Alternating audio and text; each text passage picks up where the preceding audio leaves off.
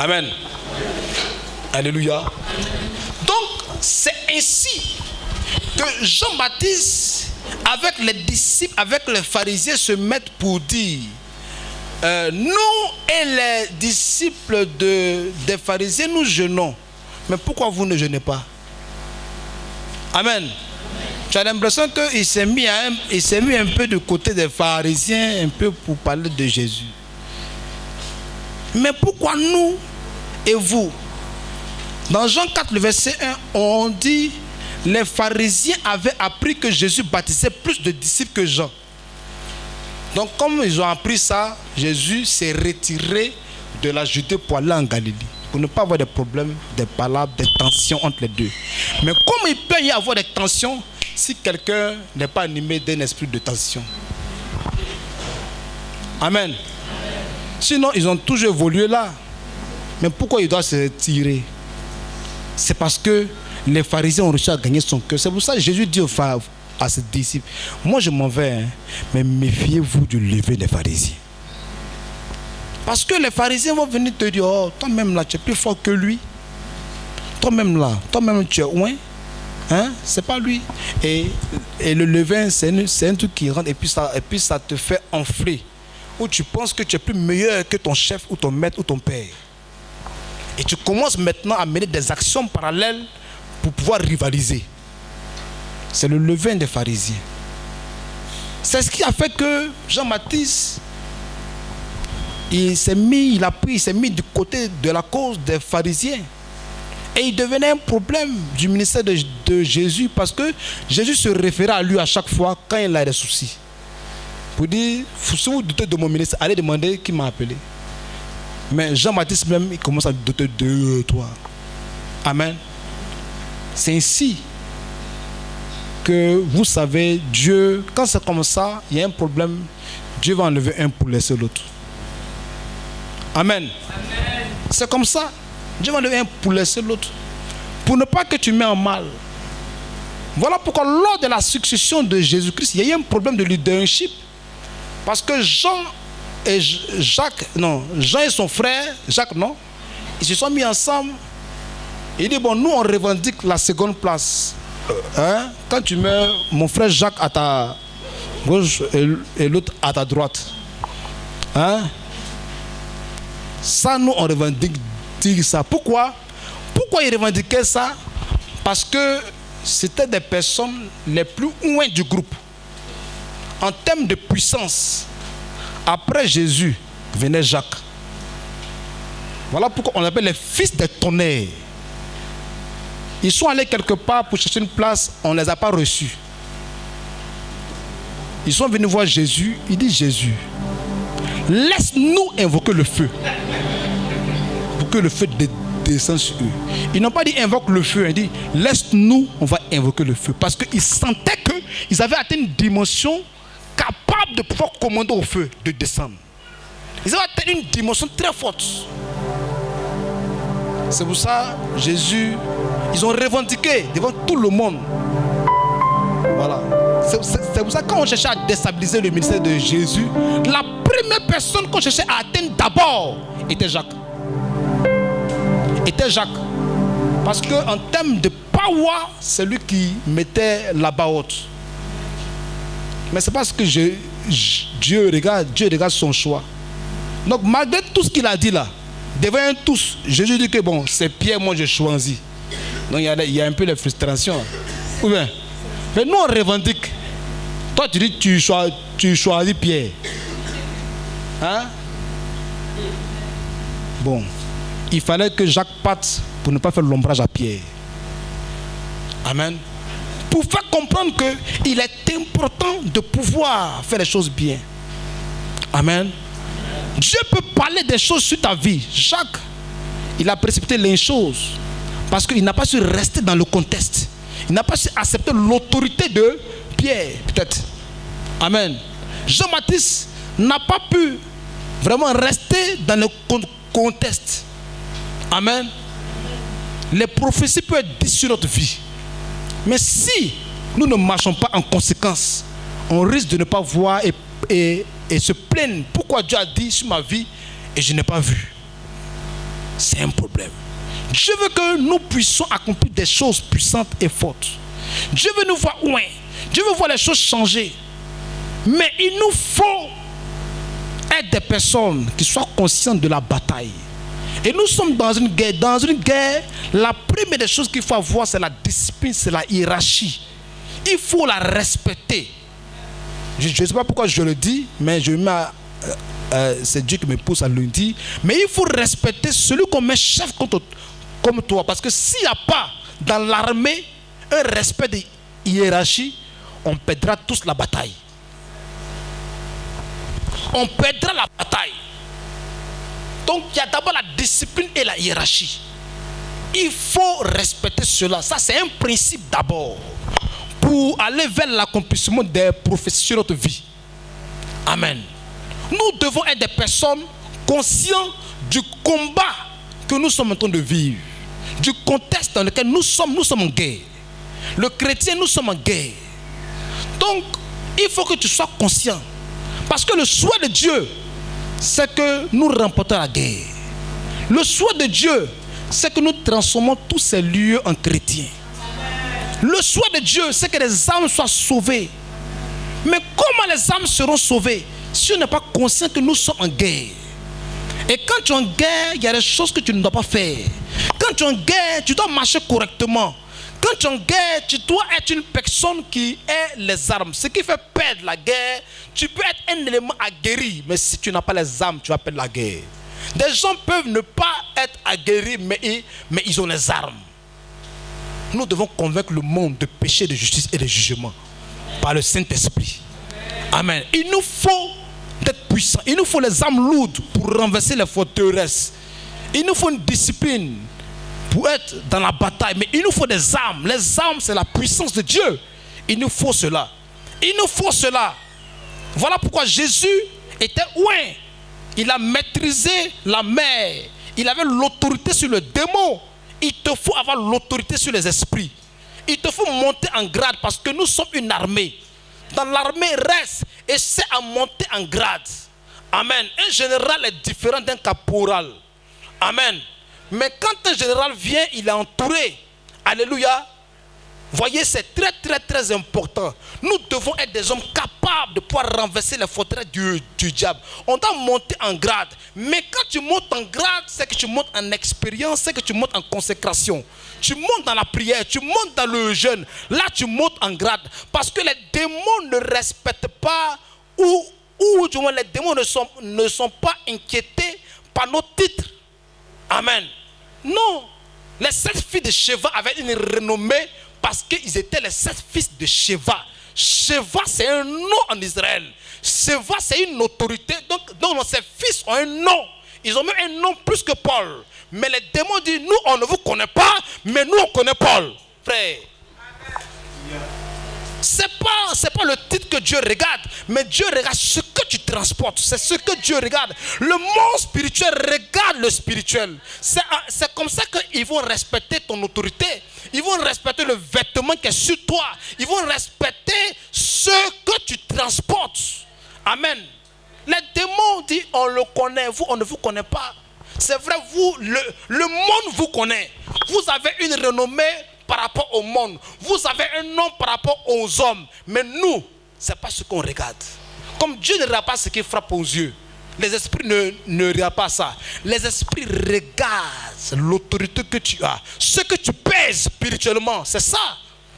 Sinon, ils ont précisé au nom de Jésus-Christ que Paul prêche. Paul prêche qui est un bon Jésus, non? Hein? Mais pourquoi ils ne sont pas sortis? C'est vrai, le nom de Jésus a une puissance. Mais vous savez une chose, c'est particulièrement la personne qui prononce le nom de Jésus-Christ. Sinon, ils ont chassé au nom de Jésus-Christ. Mais le démon n'est pas sorti. Voilà pourquoi les mêmes disciples disent, mais nous avons chassé les démons en ton nom. Ils ne sont pas sortis. Je dis, cette sorte de démons ne sortent que par le jeûne et la prière. Ça veut dire que si tu veux chasser cette sorte de démons comme le fou de Gadara là, c'est pour être un plaisantin. Les démons, il y a des rangs. Nous n'avons pas du tout contre la chose, mais contre les dominations, contre les principautés, contre quoi? Les autorités. les esprits méchants dans les lieux célestes. Les dominations, c'est eux qui règnent sur les continents. Amen. C'est les démons de haut rang sur les 5 continents. Hein? Il y a encore les principautés, ceux qui règnent dans les sous-régions, comme l'Afrique de l'Ouest, l'Afrique centrale. Les autorités, c'est ceux qui règnent, c'est les démons qui règnent sur les États. Satan établit son gouvernement pour régner sur le monde. Et c'est contre ce gouvernement-là, c'est contre le monde des ténèbres, le gouvernement du monde des ténèbres que nous luttons. Et c'est ça, c'est notre bataille. Donc plus tu as une forte autorité dans le monde spirituel, il y a certains démons que tu peux affronter. Oui, il y a des batailles, ce n'est pas... J'étais au Ghana, j'ai prêché dans une église, le pasteur s'appelle Albert Danson. Il a bâti une temple de 3000 places, mais à l'époque il avait plus de 1500 fidèles. Et il m'a invité, j'ai été l'orateur principal. J'avais assez de guérison, de délivrance, des choses fortes. Amen. Mais quand je retournais, j'ai vu un démon. Frère, la guerre, c'est réel. Nous sommes dans une guerre. J'ai pris le car et je retournais. Je suis passé par voie terrestre quand je retournais. Amen. Et je ferme un peu les yeux, je vois une vieille femme qui est arrêtée et qui me fixe. Mais elle ne parlait pas, mais dans son regard, je pouvais entendre ce qu'elle disait. Et elle me disait, tu es venu pour détruire certains de mes emplacements dans mon territoire. Tu ne sortiras pas de ce territoire. Et quand j'ouvre les yeux, un gros camion percute notre car. Le sang a failli sortir dans mon narine. Il y a eu des blessés. C'était vers 2 heures. Et on a envoyé la police et les pompiers sont venus. Hein? On voulait nous ramasser pour nous envoyer à l'hôpital. L'Esprit de Dieu m'a dit, si tu vas à l'hôpital, ils ont déjà programmé les choses là-bas pour t'atteindre. Ne va pas. Arrange-toi, fais un autostop, sors du pays. Donc j'ai dit aux policiers que je ne bouge pas. Il dit, mais il faut partir parce que quelque chose... Non. Non. Parce que je vois, c'est le combat spirituel. Mais j'ai forcé, j'ai fait autostop. J'ai dit, à 2 heures, je n'ai pas eu peur.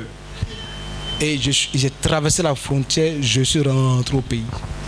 Quand je suis arrivé chez moi à la maison, je suis allé à l'hôpital. On m'a avec le sable chaud. Et il y avait quelque chose sur le gaz qu'on chauffait. Le gaz prend feu. Les pompiers viennent. Mais tout ça, c'est les attaques. Amen. Parce que tu déranges les démons. Ce jour-là, il y a eu des délivrances extraordinaires. Amen.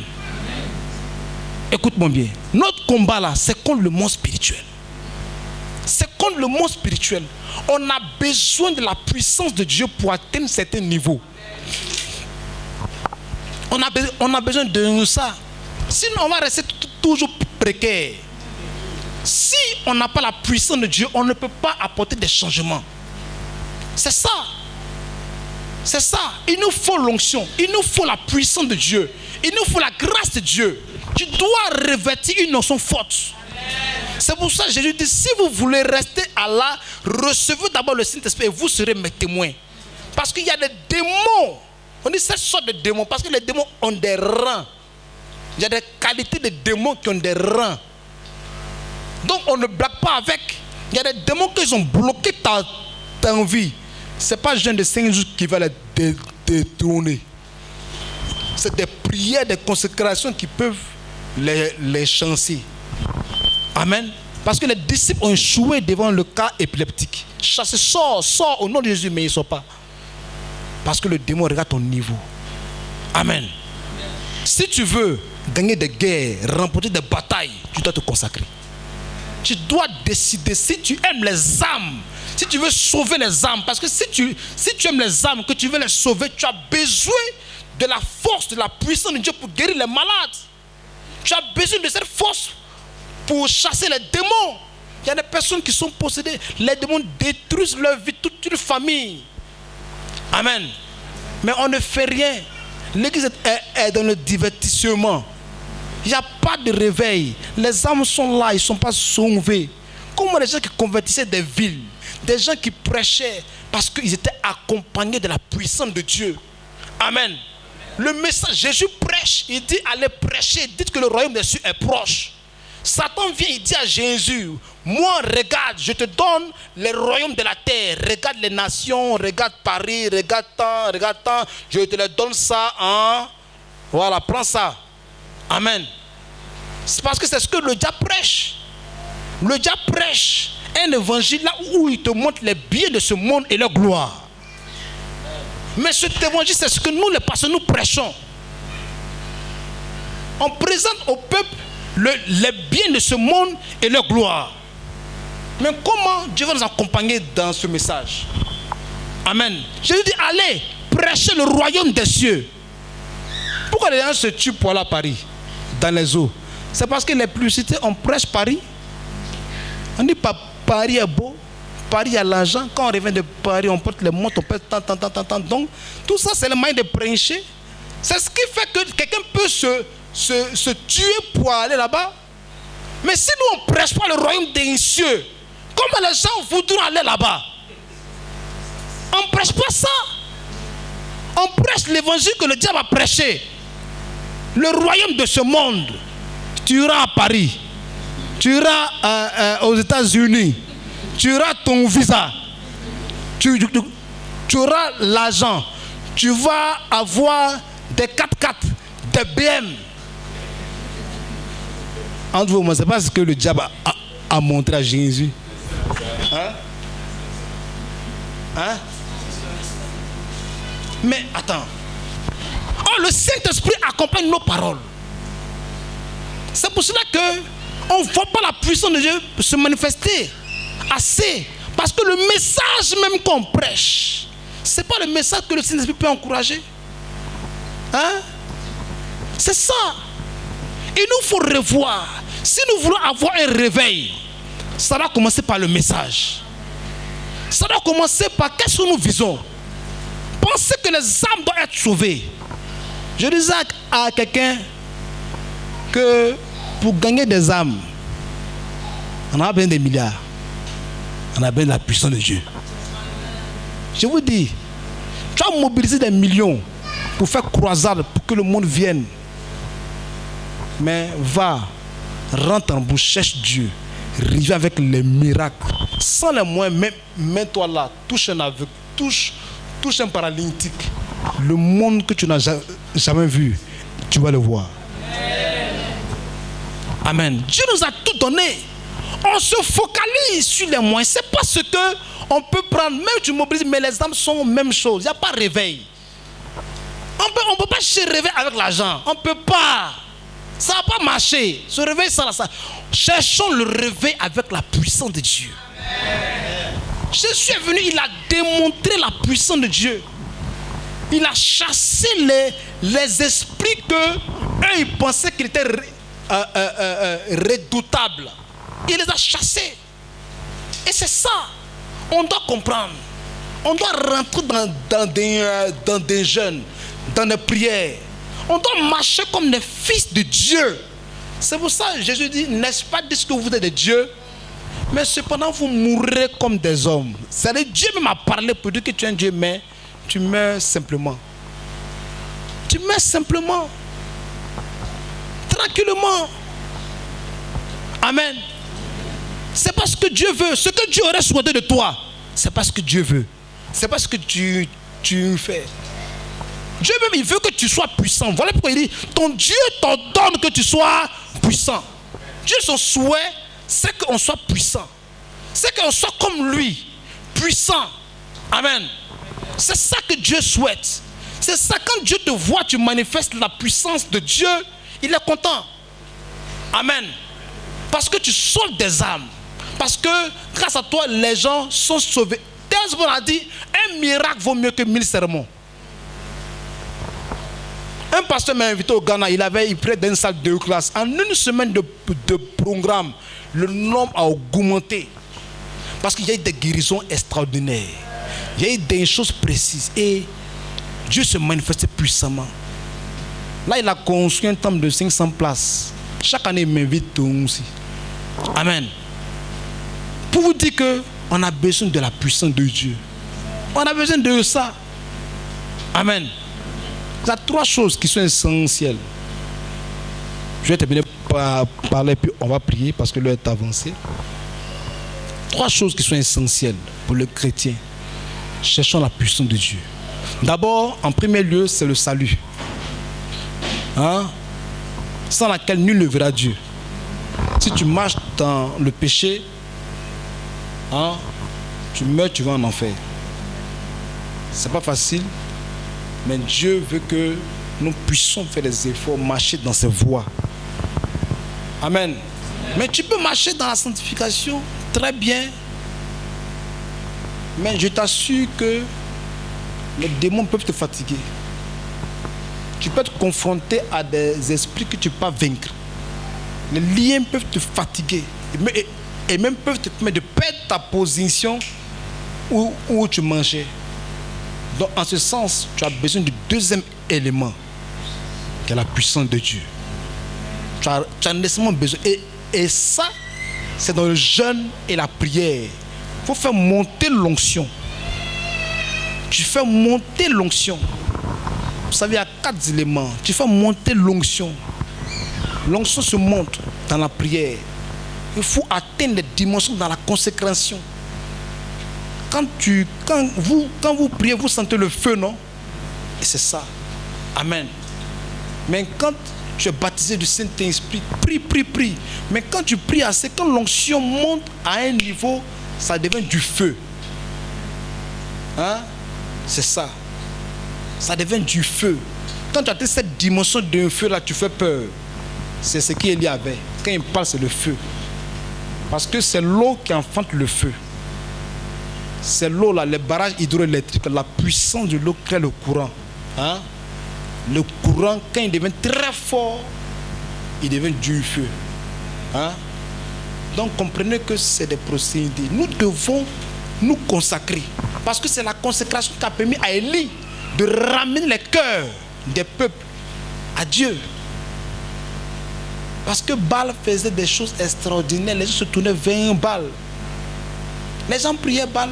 Parce que là-bas, il y a exaucement. Là-bas, là, il y a beaucoup. Quand tu vas là-bas, il y a des choses qui se passent.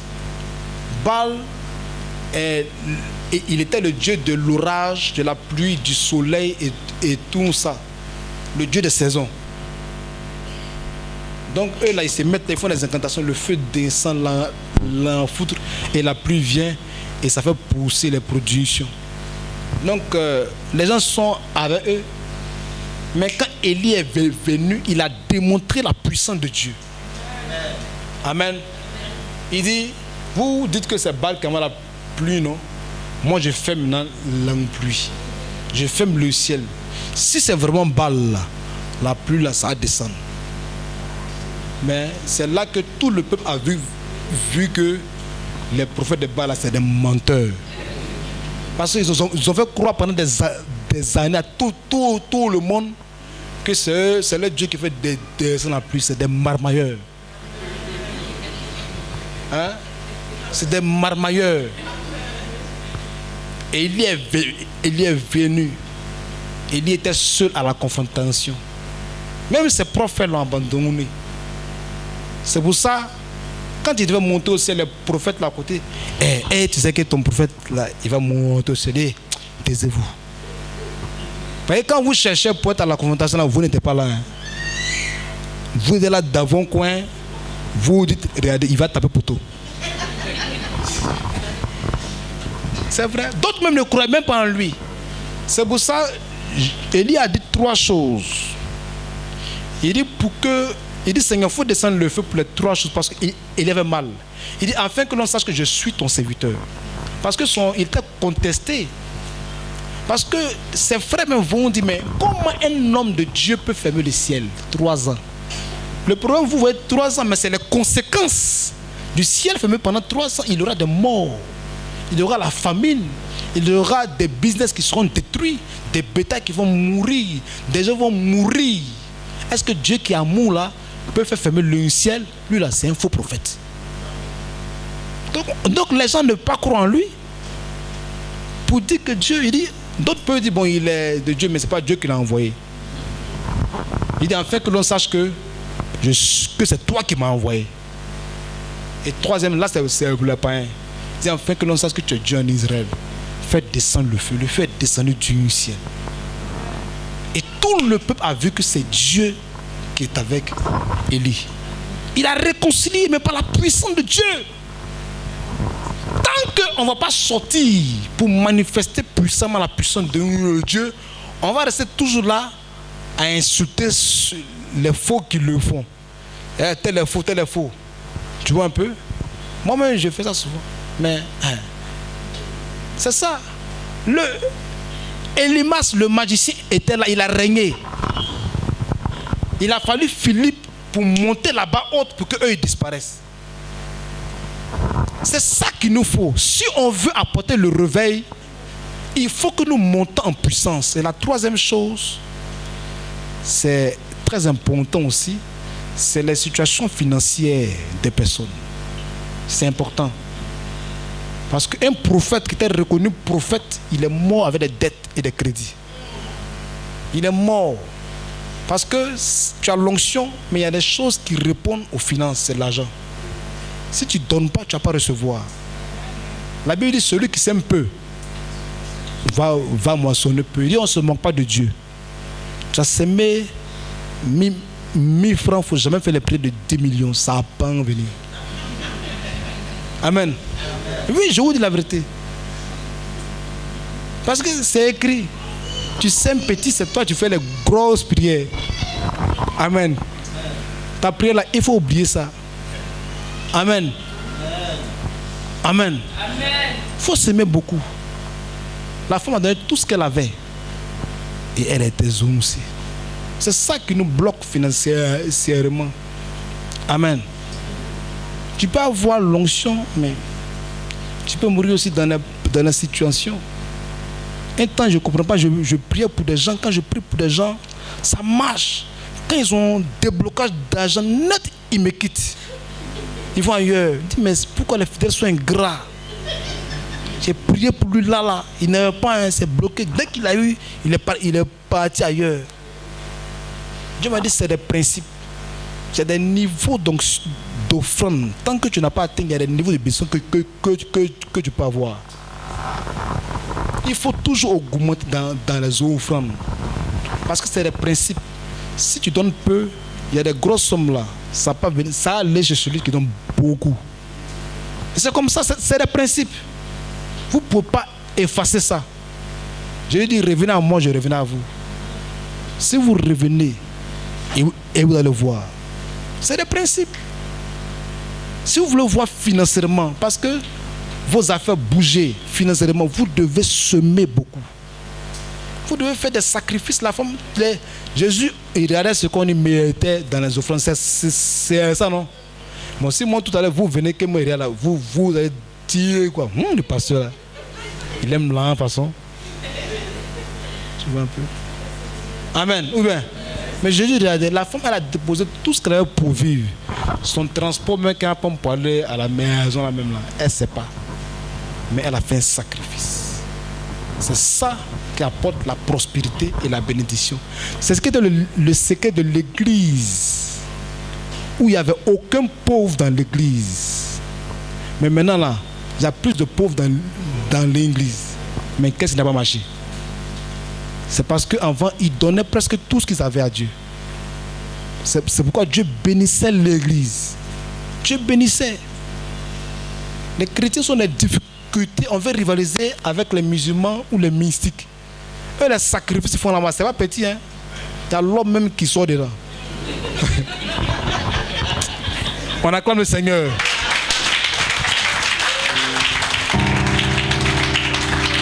On va se lever.